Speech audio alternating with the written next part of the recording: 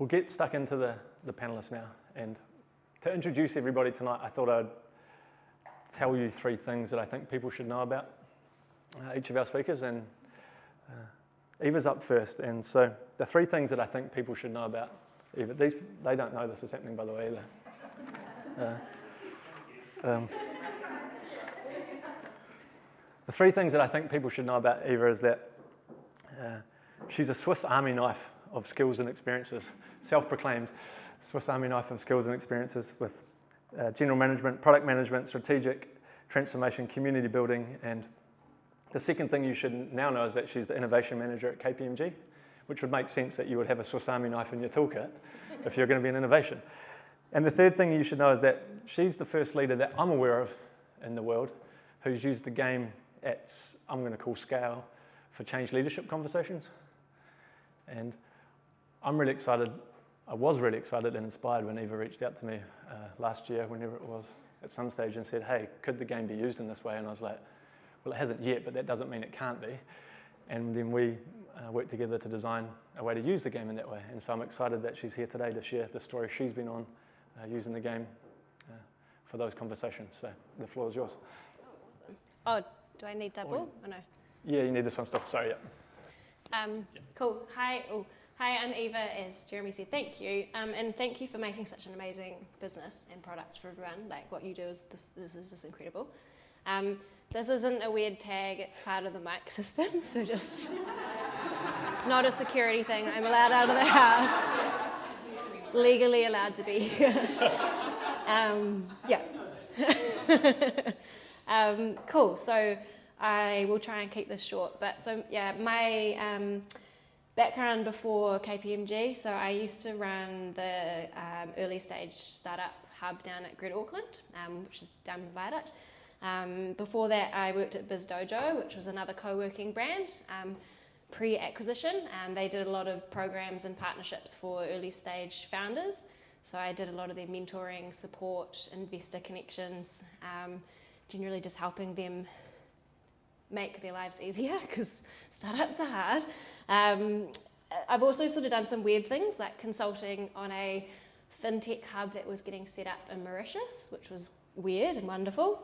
And helped a small accounting firm about 10 years ago now launch from Christchurch to Auckland to the UK, which was really interesting. So, and 10 years later, I find myself back in the accounting industry which is weird and not planned. So that's my background. So yes, I am at KPMG, huge, big global behemoth of a company.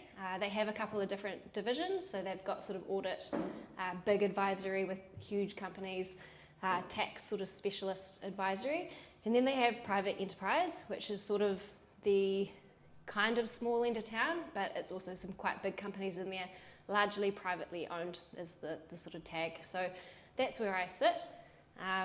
The purpose of my role, so I came in about 2 years ago, was to sort of help them have a home for ideas. So having a process, a framework for new ideas for services and products to actually live, and having a resource that can help develop them, explore new ideas. And if someone in the team has an idea, they've got someone that they can go and talk to about it.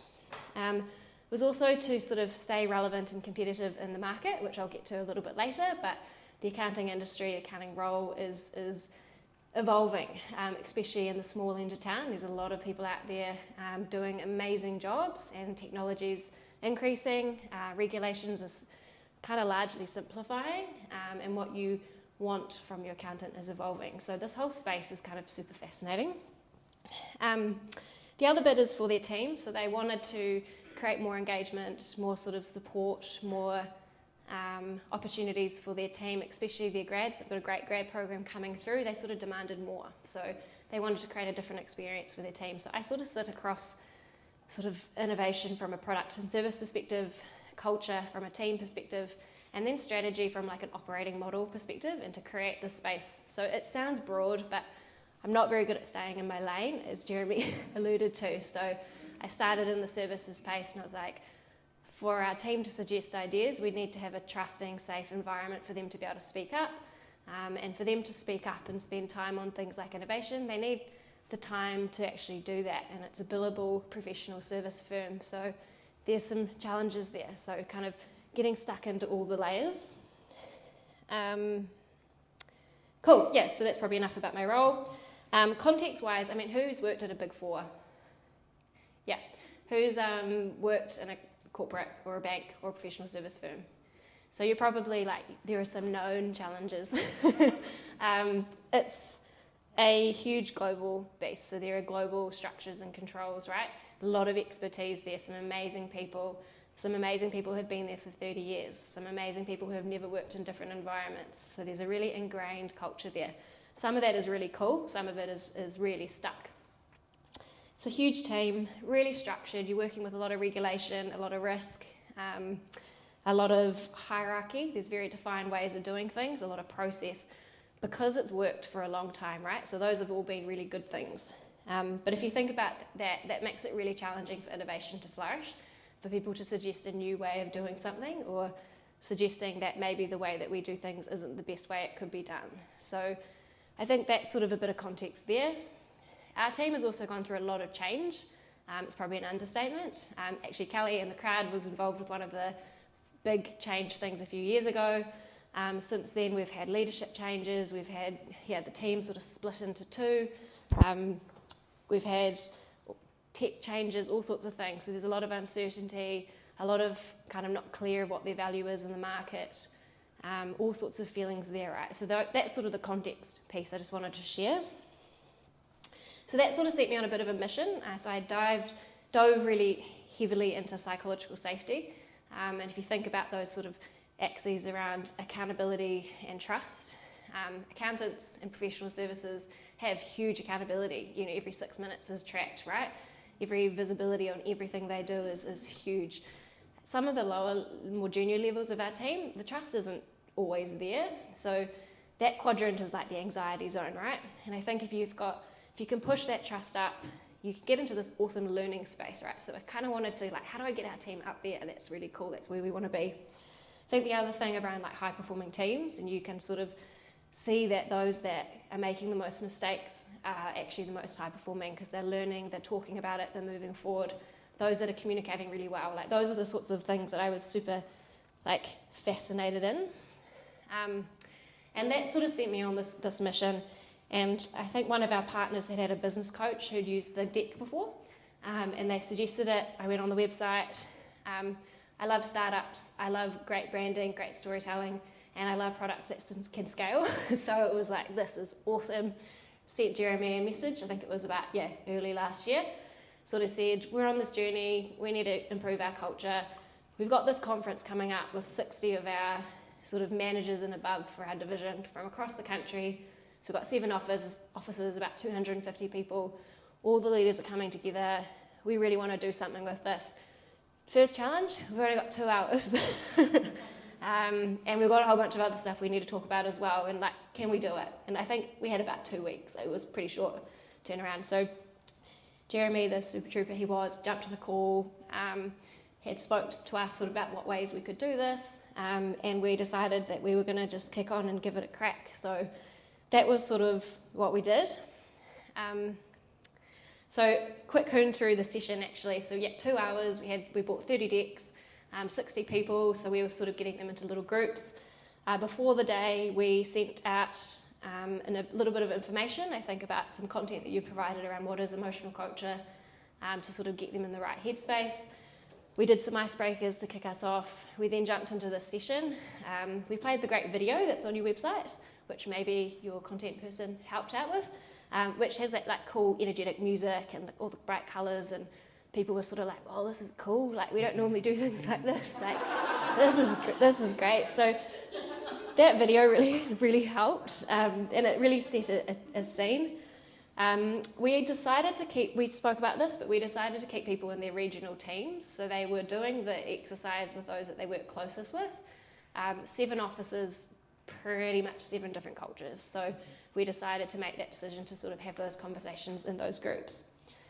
And we also kind of gave some of our national leaders heads up to that. They want to share first, just to make it really comfortable. So whenever we did a question, I shared the national managing partner shared, and then one of the other partners sort of said something, and they were up for it. So they were vulnerable, they were open, we had some sort of huge heavy stuff being shared immediately, which was really awesome. So it kind of gave that permission, which I think was cool. The crux of the session was 2 main questions. So one was, how have we felt as a team kind of over the last year? So they were able to pick from the desired and undesirable top 5 as a team, and they sort of shared back.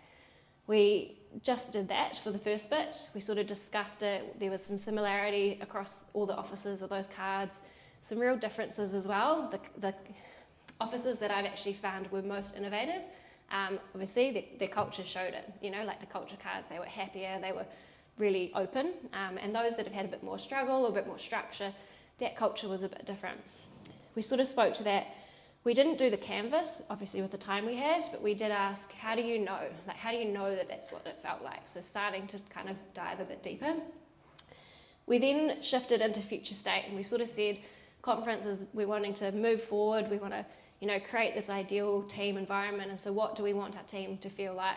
And like, what do we want that culture to do? So then they did the same exercise, 5 cards, what do we want this to do? Again, we shared, again, there were some similarities.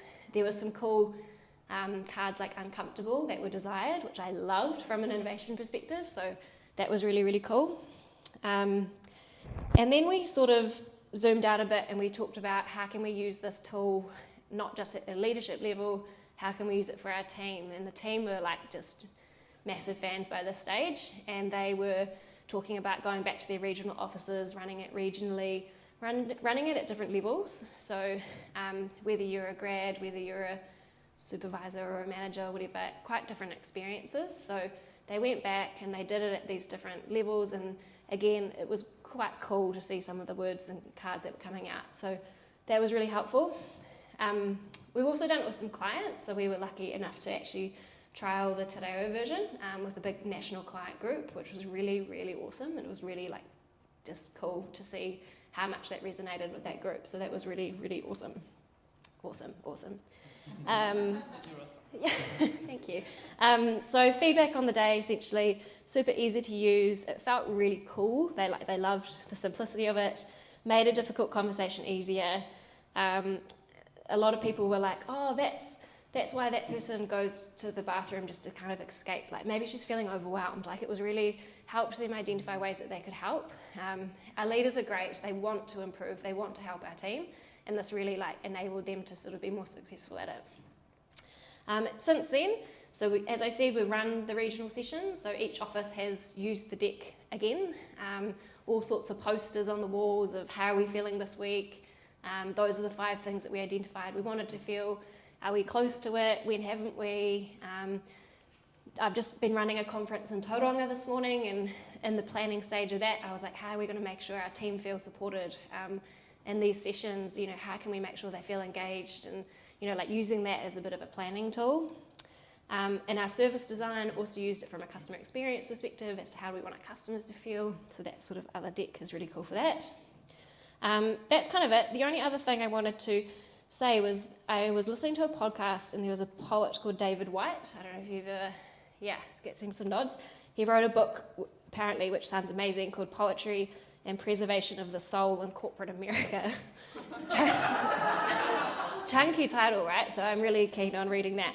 But the quote that just rung out, and I was like, this is perfect, I have to remember to say it, was, the language we have in this corporate world is not wide enough for the territory we have already entered.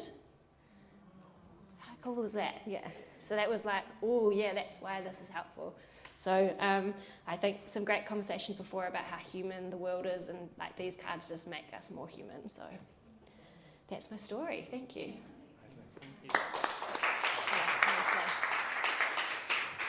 You can imagine when I've heard this story for the first time going, holy moly, even though we worked a little bit together to design that session, the fact that you then brought it to life and are continuing to do it, it still boggles me and humbles me. And it's a great, I think, example of how the question, and Lottie, this is your words, a beautiful question.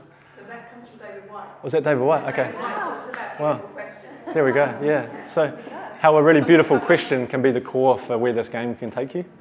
If you craft a really beautiful question like how have we felt through this period of change, or how do we want to feel through this upcoming period of change, it can guide how you use the game. So think about really beautiful questions to have at the core. Yeah.